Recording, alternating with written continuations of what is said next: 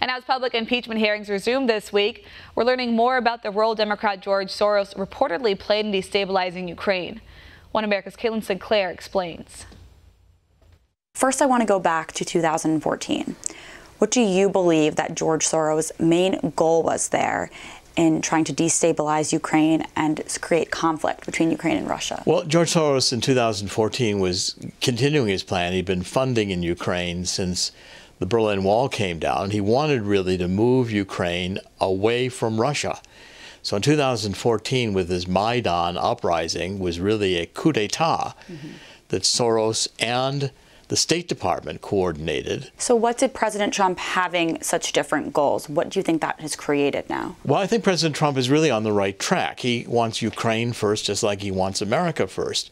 The Ukrainian people have suffered under Poroshenko and under the EU and Soros. A lot of the manufacturing has left Ukraine. The people are suffering a lower standard of living right now. President Trump is saying this is all being manipulated by the Obama administration, the layovers in the State Department who hate his policy. And Donald Trump says, let's do America first. Let's do Ukraine first. Let's get the jobs back. And we don't need conflict with Russia. Is this about cash and oil? Also, do you think that the globalists and the Democrats are still trying to kind of do everything they can to oppose Putin? It is entirely about cash and oil. Soros Bidens understand that the natural gas resources of Ukraine are very valuable. Yes. And they want to come in and steal them.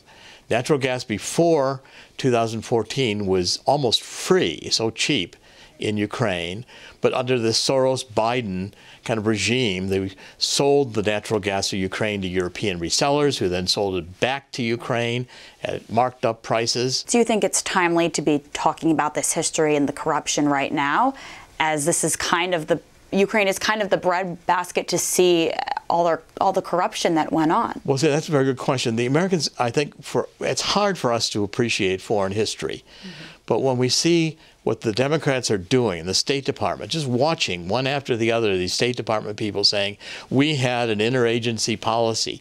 Well, that policy was designed to push Ukraine into NATO and into the EU, and it would have caused an inevitable conflict, which it has caused, with Russia. And I think the American people have to understand that Donald Trump is really trying to oppose the globalists, even in Ukraine, yes, and create a world in which we can have economic prosperity. Thank you for bringing this history to light, and I missed this impeachment inquiry, and I think it's really important. Well, thank you for the opportunity for the interview. I really appreciate it, and I think the American people will understand with a little bit of study. They're going to get the point.